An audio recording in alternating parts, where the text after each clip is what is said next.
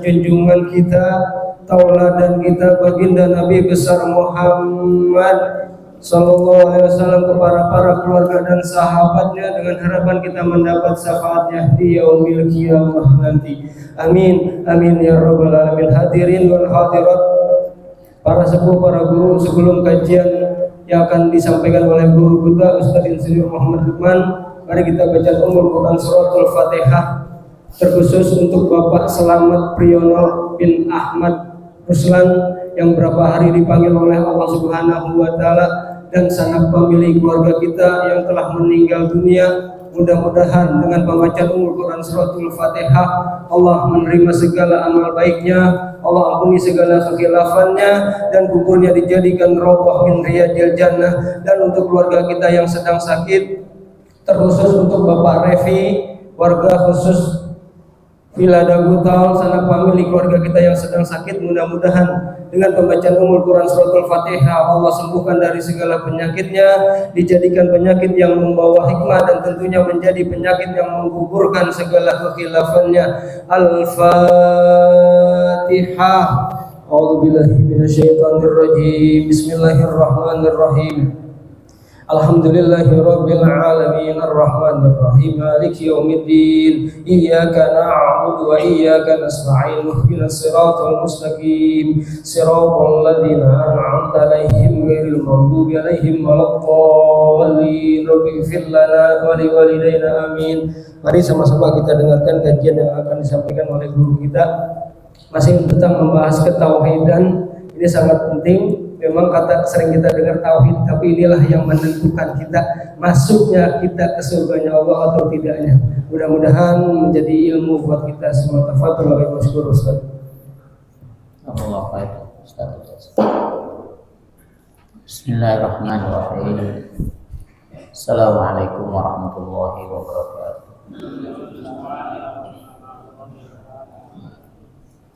Alhamdulillahilladzi an'ama 'alaina min ni'matil iman wal islam. Asyhadu an la ilaha illallah wa asyhadu anna Muhammadan 'abduhu wa rasuluhu la nabiyya ba'da. Allahumma shalli wa sallim ala nabiyyina Muhammadin wa ala alihi wa sahbihi ajma'in, amma ba'd. Segala puji bagi Allah. Pada kesempatan ini, alhamdulillah, Allah masih memberikan kita kesempatan hidup,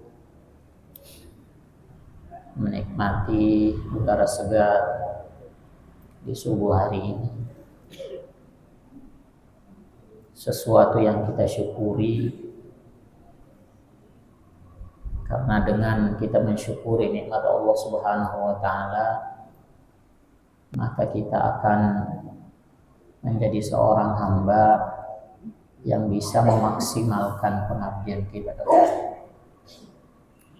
Salawat dan salam semoga Allah Subhanahu wa taala mencurahkan kepada suri tauladan kita Rasulullah sallallahu alaihi wasallam. Allahumma shalli ala sayyidina Muhammad wa ala ali sayyidina Muhammad. Yang saya hormati para asatidz, para sesepuh, orang tua kami, bapak-bapak, ibu-ibu jamaah salat subuh yang dirahmati Allah Subhanahu wa taala. Pada pertemuan bulan yang lalu kita sudah membahas tentang tauhid rububiyah. Kita review sedikit ya supaya ingatan kita tersambung dengan materi yang akan kita bahas berikutnya. Bahwa Allah Subhanahu wa taala sebagai pencipta, sebagai pemelihara, sebagai pemberi terhadap segala kebutuhan hidup kita, dan kita hanya sebagai penikmat dari segala pemberian Allah Subhanahu wa taala.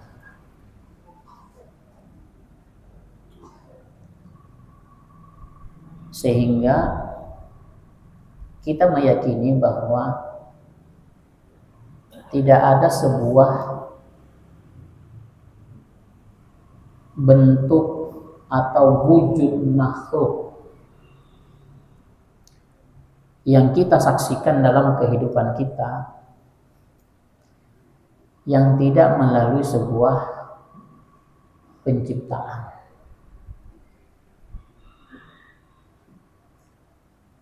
Semuanya melalui sebuah proses penciptaan tanpa ada sesuatu yang terjadi karena kebetulan atau karena tercipta dengan sendirinya. Kita mengendarai mobil, salah satu contohnya. Kita mengendarai mobil, mengendarai pesawat. Kan kita juga meyakini bahwa mobil yang kita kendarai, pesawat yang kita kendarai itu adalah sesuatu yang tidak tercipta dengan sendirinya. Apa iya tumpukan besi yang ada di sebuah tempat,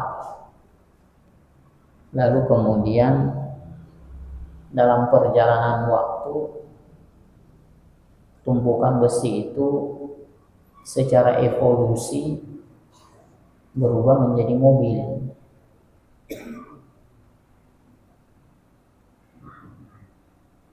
Jadi perkara-perkara yang demikian itu adalah memacu akal pikiran kita bahwa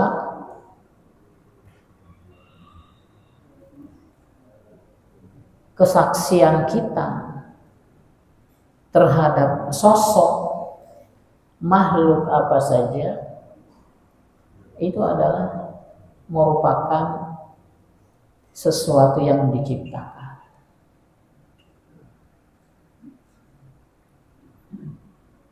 Bagaimana ketika kita sudah sangat meyakini bahwa motor atau mobil yang kita kendarai itu bukan tercipta dari rongsokan besi secara evolusi kemudian tiba-tiba menjadi mobil,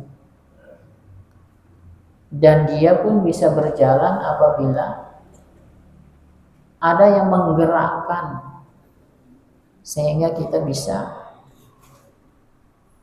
mengendarai sampai kepada tujuan yang kita inginkan. Ketika tidak ada yang mengemudikan, sebagus apapun kendaraan itu, maka dia akan tetap ada di situ.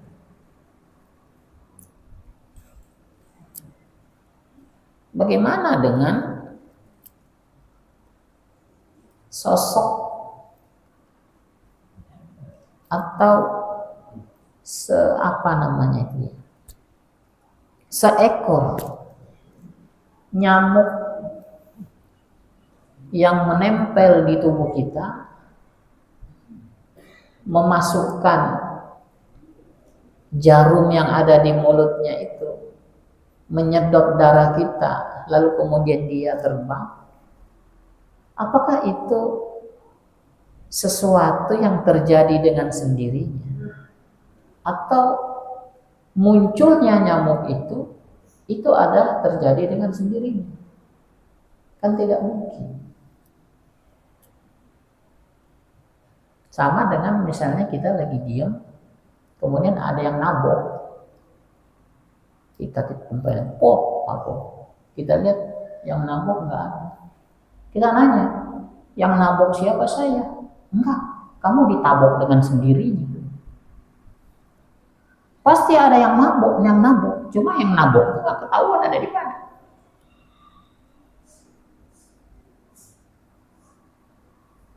Karena itu Allah Subhanahu wa Ta'ala itu memberikan tantangannya kepada kita untuk memasukkan itu ke dalam akal pikiran kita, sehingga menjadi sebuah keyakinan yang pasti.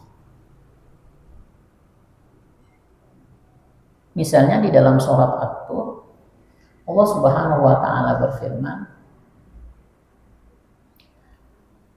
am khuliqu min syai', am khuliqu min ghairi syai'in, am humul khaliqun. Apakah mereka diciptakan tanpa sesuatu pun, ataukah mereka menciptakan diri mereka sendiri?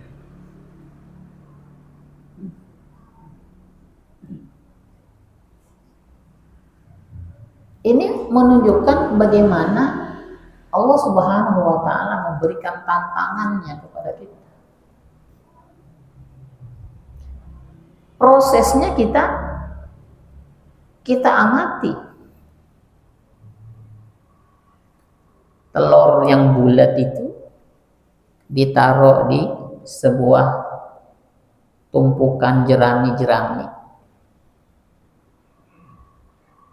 Taruh ayam betina di atasnya, dia ngerong aja di situ selama beberapa hari.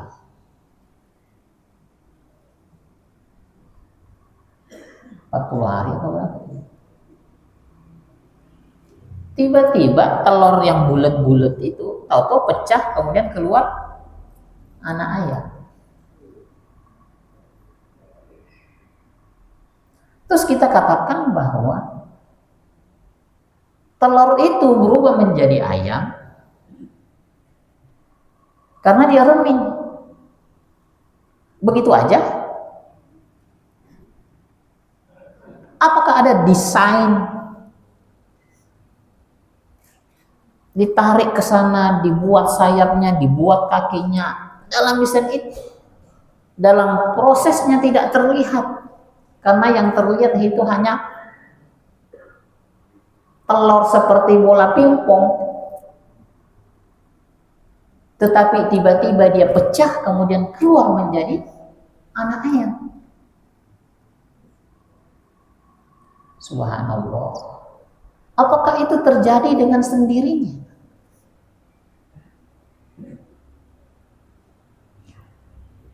Apakah itu identik dengan tumpukan besi banyak di situ? Beberapa material ada tumpukan besi, ada karet mentah, ada biji plastik di situ. Lalu kemudian kita diamin aja. Kemudian tahu-tahu menjadi mobil.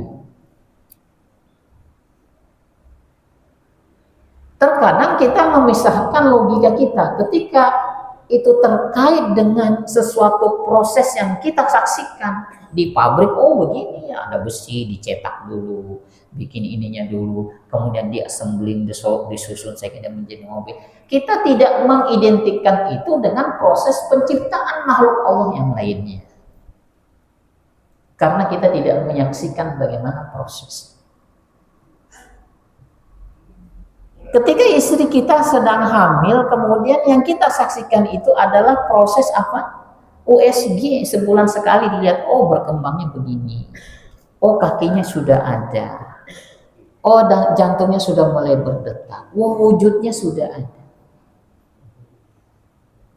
Proses assemblingnya itu kita tidak saksikan, tetapi kita bisa menyaksikan bagaimana hasil ketika dia ada foto USG. Apakah itu terjadi dengan sendirinya? Itulah sebabnya Allah Subhanahu wa Ta'ala memberikan tantangannya kepada kita bahwa apakah mereka diciptakan tanpa sesuatu, ada yang turun tangan terhadap proses penciptaan itu, atau terjadi dengan sendirinya.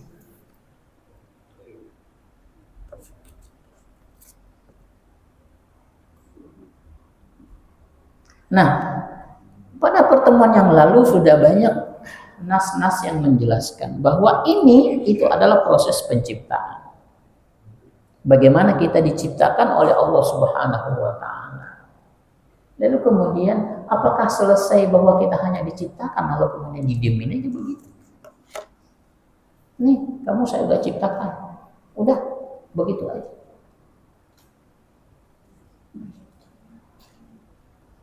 Bagaimana Allah Subhanahu wa taala menciptakan kita sehingga bisa tumbuh menjadi tidak berdaya menjadi berdaya,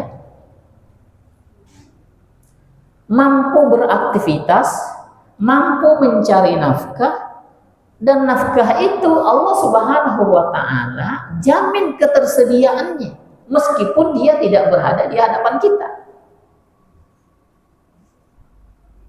Bahwa air itu adanya di bawah tanah, disedot, digali, kemudian airnya diambil. Air itu digunakan untuk kehidupan kita. Bahwa air itu Allah Subhanahu wa taala alirkan di sungai-sungai. Setiap ada sebuah daratan, ada belahan sungai yang mengalir sehingga semua makhluk itu mendekati bibir sungai itu untuk mengambil air. Bagaimana Allah Subhanahu wa taala menjadikan hamparan bumi itu dan datangkan kepada kita biji-bijian. Lalu kemudian biji itu ditaruh di dalam tanah itu, lalu kemudian apakah itu tumbuh dengan sendirinya? Biji jagung ditaruh di situ, lalu kemudian tongkrongin aja beberapa hari nanti muncul itu biji jagung itu tumbuh menjadi pohon jagung, lalu kemudian dia berbuah dengan jumlah jagung yang banyak, bukan satu biji tapi satu satu selongsongan itu.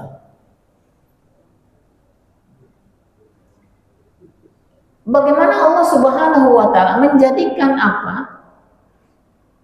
jagung itu bisa tumbuh apabila tanahnya lembab, ada airnya, lalu kemudian Allah Subhanahu wa taala menjadikan cuaca menjadi mendung.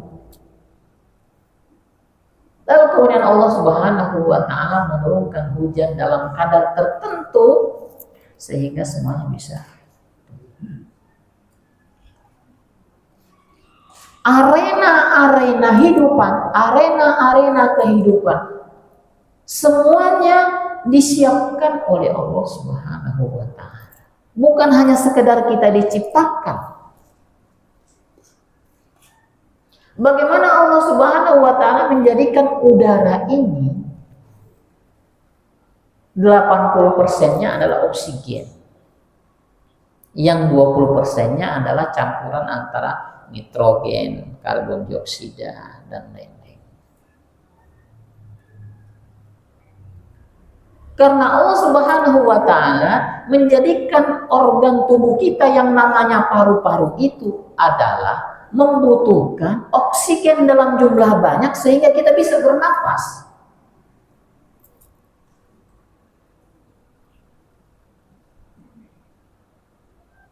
Ketika seseorang itu keluar dari lingkungan yang mengandung oksigen, nyelam ke air dalam waktu yang lama, maka dia harus membawa tabung agar supaya oksigen itu bisa digunakan untuk bernafas. Jadi begitulah.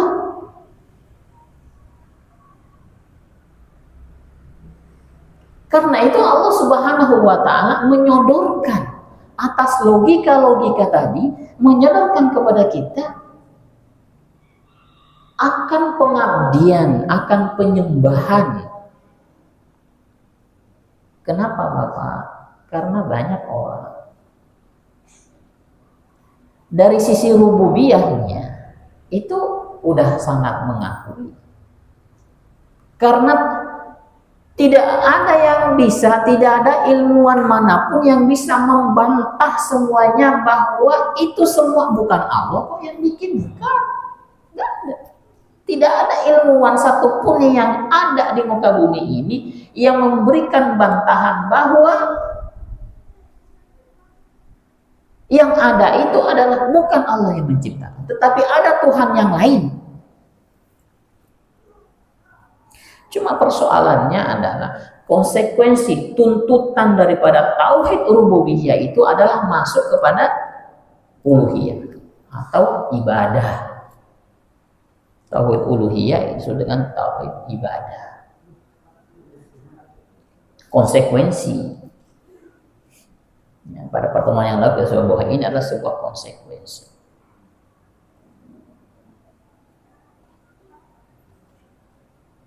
Ini yang harus masuk ke dalam renungan-renungan tafakur kita. Tidak seperti mengalir begitu saja tanpa melahirkan sebuah keyakinan. Kalau itu tidak lahir sebuah keyakinan, maka dia tidak masuk kepada sebuah proses pengabdian. Karena itu orang-orang Arab meyakini bahwa ya matahari Allah yang menciptakan, siang malam Allah yang menciptakan. Tetapi konsekuensi daripada itu dia mengabdinya kemana? Mempertuhankan siapa?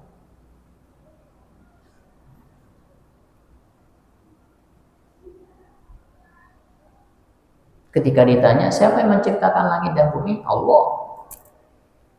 Siapa yang menurunkan air hujan? Allah.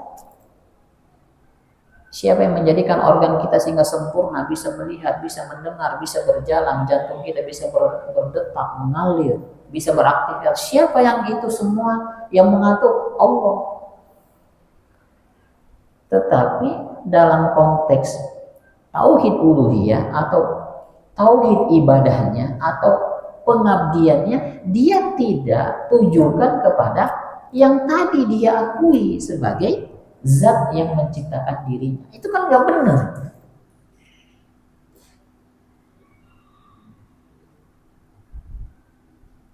Itu sudah menjadi sesuatu yang nyata bahwa orang yang nih contoh misalnya,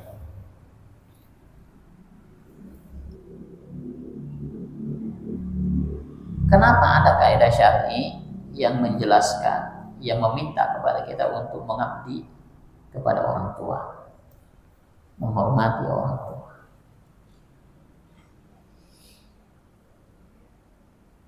Bahwa bukan hanya bahwa hadirnya kita di muka bumi ini adalah melalui perantara adanya orang tua kita.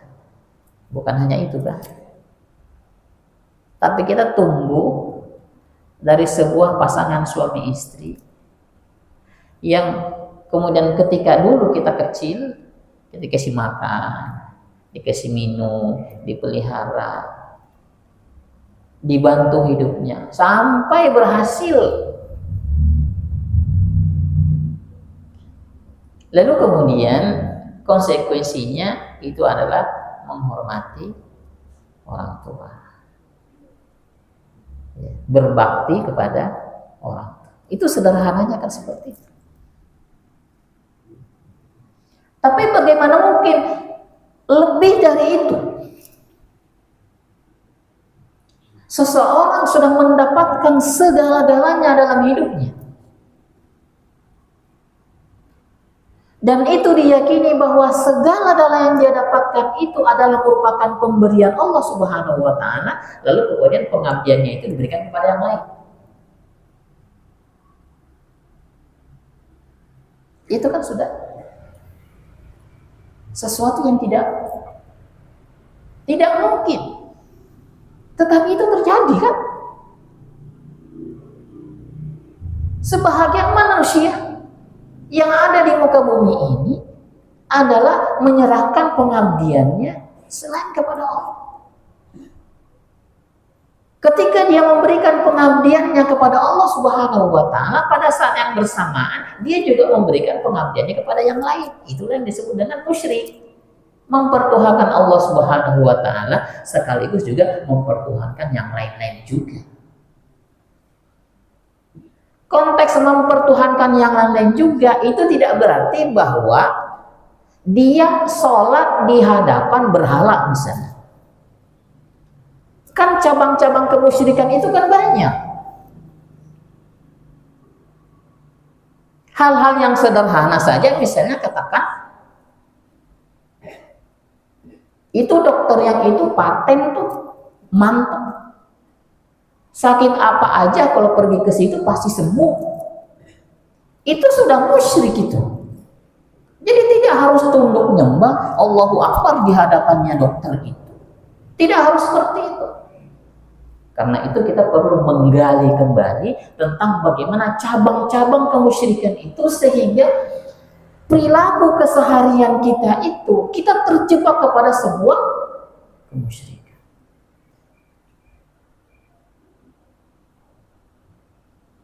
Obat juga begitu, punya obat paten. Pokoknya dijamin. Kalau minum obat agak mahal sih sedikit, coba jamin, pokoknya dijamin.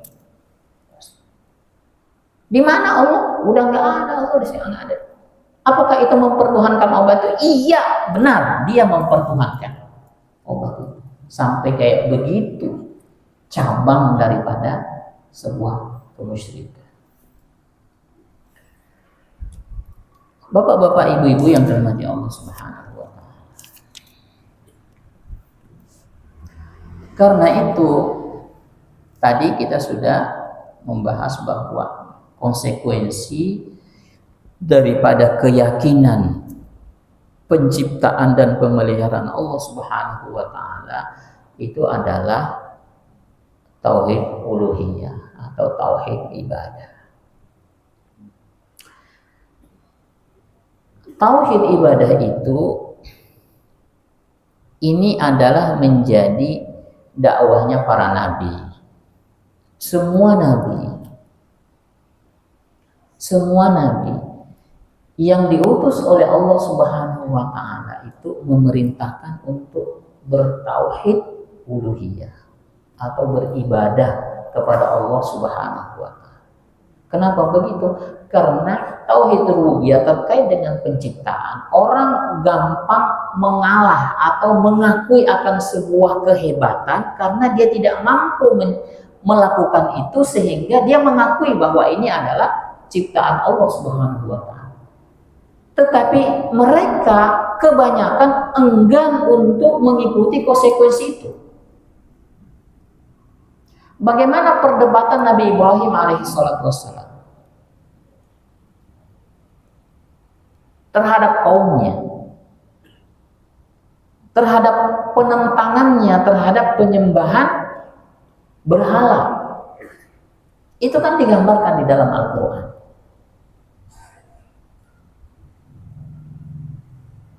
Bagaimana Ibrahim alaihissalam itu ketika terjadi sebuah panen raya yang ada di dalam kuil itu tidak ada orang, semuanya pergi, lalu kemudian datang menghancurkan semua patung-patung yang ada di tempat beribadah itu, kuil-kuil itu.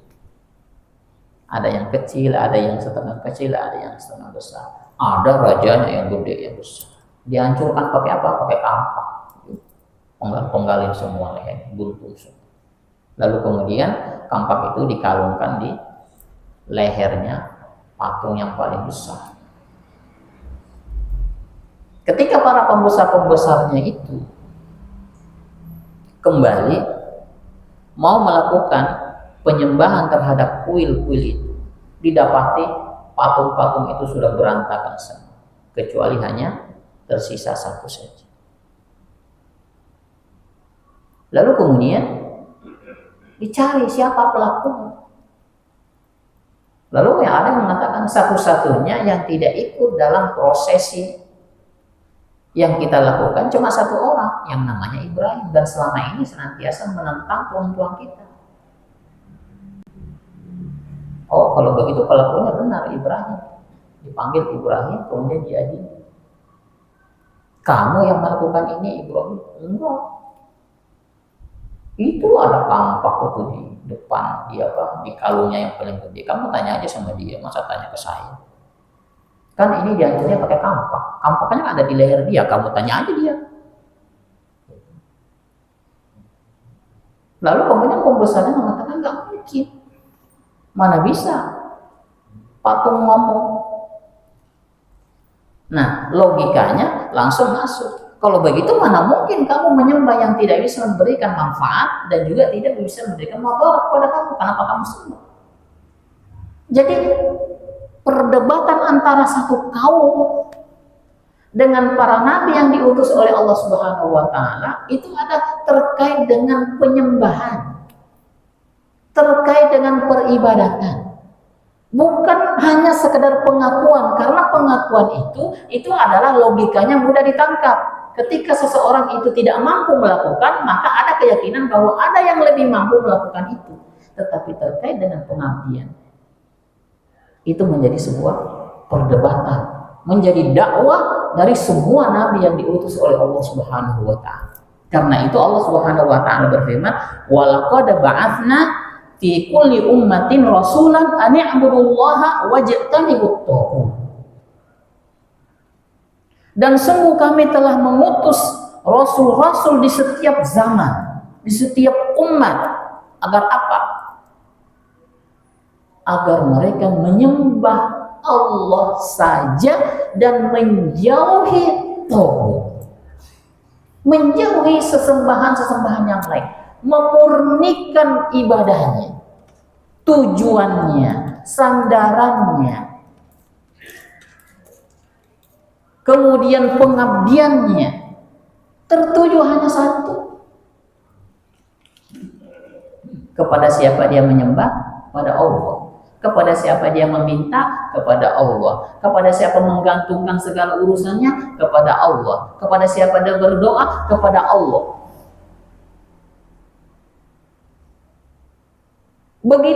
Begitu Allah Subhanahu wa taala menciptakan, memerintahkan kepada kita untuk satu bertauhid dan bertauhid dia.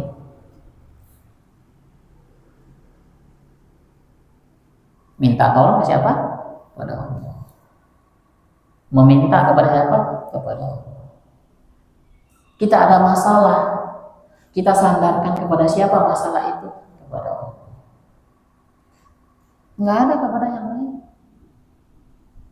Dan yang lain, tolong ambilin air. Masa pada Allah ambilin air.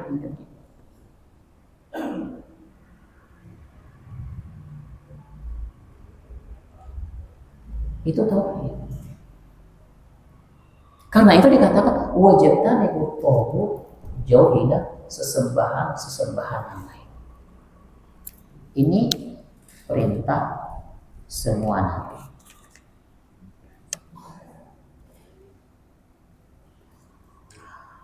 Yang kedua, Bapak-bapak Ibu Allah Subhanahu wa taala, tauhid uluhiyah itu adalah perintah pertama dari seluruh perintah yang kita terima dalam sebuah syariat. Kita kan mengenal rukun Islam. Rukun Islam itu adalah 5 perintah yang terdiri dari amalan-amalan, pekerjaan-pekerjaan.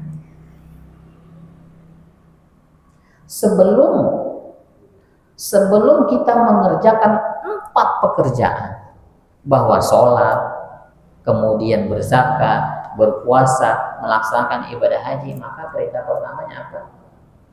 Memurnikan tujuan, memurnikan pengabdian. Kenapa? Pekerjaan itu dibuat untuk dipersembahkan. Dipersembahkan ke siapa?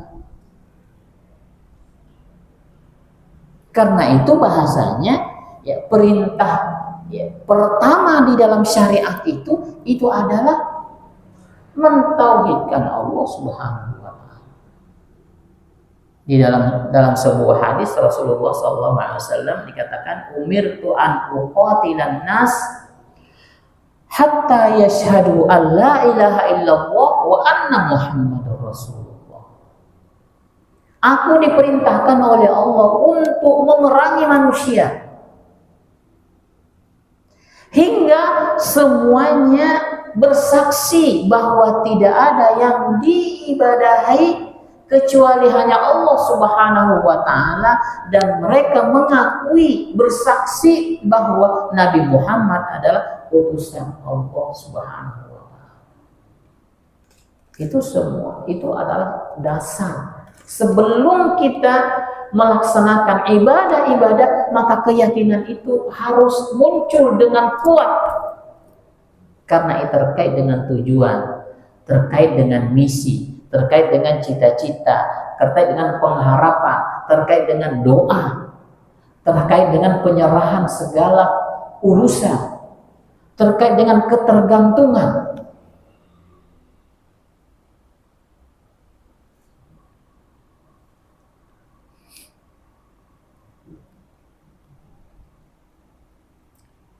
Lalu kemudian yang ketiga, bahwa mentauhidkan Allah Subhanahu wa taala secara uluhiyah atau memurnikan ketaatan kepada Allah Subhanahu wa taala itu adalah sumber kebahagiaan. Kebahagiaan kita dapat dari situ.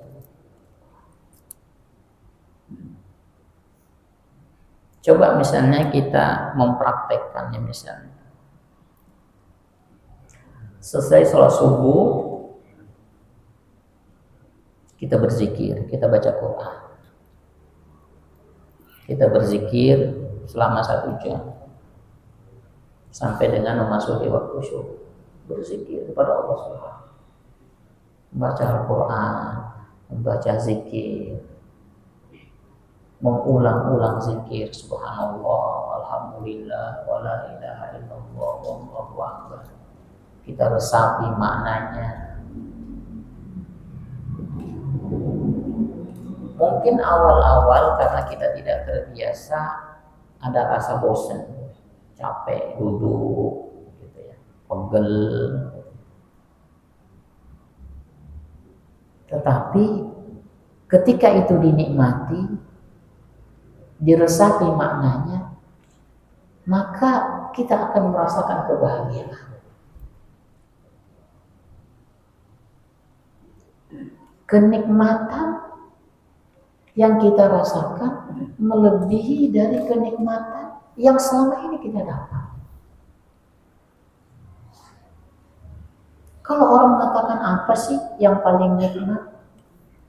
Ada yang bilang yang paling nikmat itu makan nasi padang. Ada yang mengatakan yang paling nikmat itu jalan-jalan ke luar negeri, lihat pemandangan yang bagus-bagus. Ada lagi mengatakan kenikmatan itu bercinta dengan istrinya, gitu. Tetapi ketahuilah bahwa ada kenikmatan yang melebihi itu semua, tidak bisa dilukiskan, kecuali hanya kita rasakan sendiri. Itu adalah ketika seseorang itu adalah menjadikan la ilaha illallah subhanahu wa ta'ala itu sebagai zikir dia. Itulah kenikmatan yang paling agung. Bahkan juga digambarkan ketika seseorang di akhirat nanti menyaksikan ketika dia berada di dalam surga Firdaus. Surga Firdaus itu adalah surga yang tingkatan paling tinggi di dalam surganya Allah Subhanahu wa ta'ala.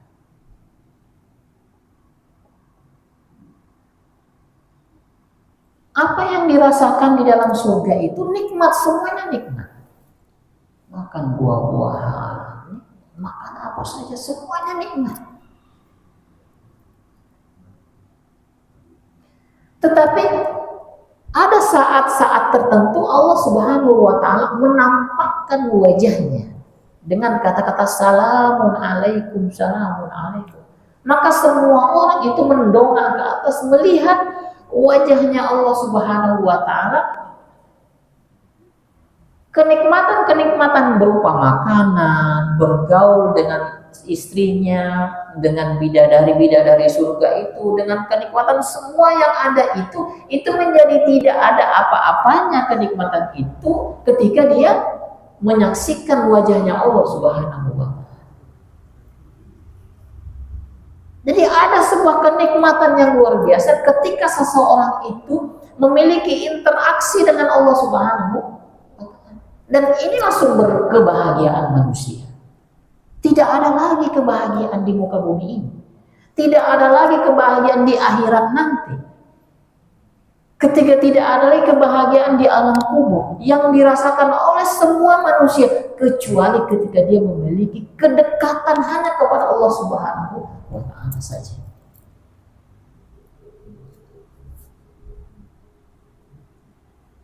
Ini kita bisa jalankan sama-sama.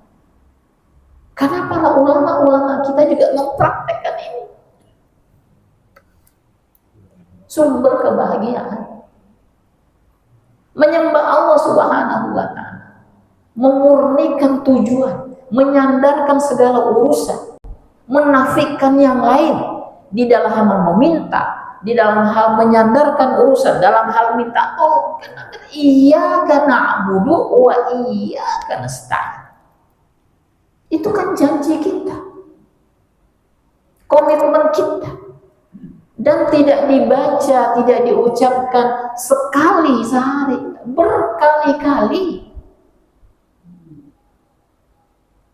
Iyyaka na'budu.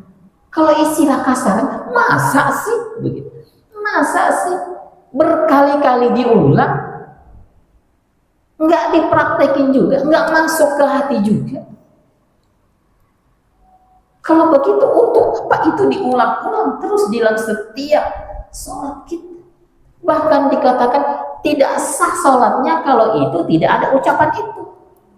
La sholata liman lam yaqra bi fatihatil kitab. Tidak sah sholatnya seseorang apabila tidak membaca Fatihah, dan Fatihah itu ada di dalamnya iyyaka na'budu wa iyyaka nasta'in. Apa artinya? Hanya kepada Engkau ya Allah saya beribadah, mengabdi,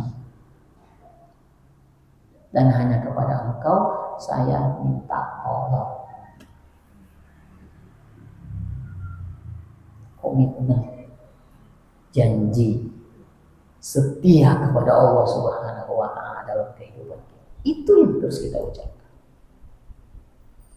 Nah, inilah yang kita praktekkan dalam setiap langkah-langkah kehidupan kita.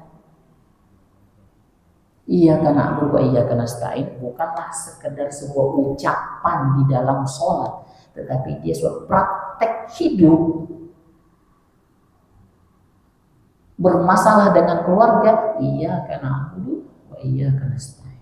Bermasalah dengan ekonomi, iyyaka na'budu wa iyyaka nasta'in. Berurusan dengan orang lain, iyyaka na'budu wa iyyaka nasta'in. Menghadapi kesulitan, menghadapi kemudahan, iyyaka na'budu wa iyyaka nasta'in. Dicabut nyawanya, iyyaka na'budu wa iyyaka nasta'in. Bagaimana enggak bahagia? Meskipun kita menyaksikan setiap hari makan ikan teri, makan tempe, makan bawang, kita mengatakan, aduh kasihan banget. Kebahagiaan tidak bisa dibeli. Dia akan merasakan kebahagiaan. Mungkin kalau kita pergi melaksanakan umroh, yang umroh makanannya bagus, buffet, ada ini sate, ada rendang, ada segala macam. Kita jalan keluar melihat orang-orang Asia Tengah, orang Pakistan, Bangladesh. Apa yang mereka makan? Roti disobek, dicocol, sobek, cocok. Nah, kita lauknya seabrek-abrek lauknya. Dia hanya roti yang dicocol di dalam kare yang ditaruh di mangkok plastik. Nggak ada dagingnya di situ. Hanya cocolan. Nikmatnya luar biasa, bahagianya luar biasa. Bahkan lebih bahagia dia dibandingkan dengan kita yang menikmati makanan yang serba nikmat tersebut. Di mana asal muasal kebahagiaan itu? Karena dia iyyaka na'budu wa iyyaka nasta'in. Kebahagiaan itu turun dari langit masuk ke hati mereka, sehingga apapun persoalan yang dihadapi tidak pernah bergeming. Apalagi bunuh diri seperti yang di kampung sawah itu. Keyakinannya begitu luar biasa. Hidup cuma sebentar doang. Ya paling berapa tahun sudah. Kita harus sudah menikmati seluruh amal-amalan kita. Kesulitan demi kesulitan sudah tidak ada lagi. Kita hanya merasakan kesulitan hanya sebentar saja. Sakit hanya sebentar saja. Kehidupan yang sempit hanya sebentar saja. Tetapi kita menghadap Allah Subhanahu wa Ta'ala dengan penuh kebahagiaan. Bapak-bapak, ibu-ibu yang dimuliakan Allah Subhanahu wa Ta'ala, barangkali itu saja yang bisa kita bahas pada pertemuan kali ini. Mudah-mudahan ada manfaatnya. Aqulu qouli hadza wa astaghfirullahal azim wa billahi taufiq wal hidayah. Assalamualaikum warahmatullahi wabarakatuh. Waalaikumsalam warahmatullahi wabarakatuh. Jazakumullah khairan katsiran, jazakumullah ahsanul jazaa Ustaz atas pencerahannya pagi-pagi hari ini. Karena tauhid ubudiyah adalah tauhid pertama yang memurnikan tujuan kita, mengabdikan diri kita dan mentauhidkan diri kita hanya kepada Allah Subhanahu wa Ta'ala. Wa ma khalaqtul jinna wal insa illa liya'budun. Tak lain tak bukan penciptaan manusia dan jin adalah untuk beribadah kepada Allah Subhanahu wa Ta'ala. Hadirin wal hadirat, mungkin ada satu pertanyaan kali saja. Satu ya. Mungkin Bapak Ibu ada yang perlu dipertanyakan? Oh tidak, alhamdulillah berarti udah jelas semua, udah mengerti semua ya. Mudah-mudahan menjadi pundi-pundi kebajikan buat kita semua. Amin, amin ya rabbal alamin. Mari kita bacakan hamdalah dan doa kafaratul majlis. Alhamdulillahirabbil alamin. Subhanakallahumma wa bihamdika astaghfiruka wa atubu ilaik. Subhanaka rabbika rabbil izzati amma yasifun. Wassalamun alal mursalin walhamdulillahirabbil alamin. Wa la faminkum. Wassalamualaikum warahmatullahi wabarakatuh. Kurang tadi. Terima kasih Pak Ustaz pencerahannya.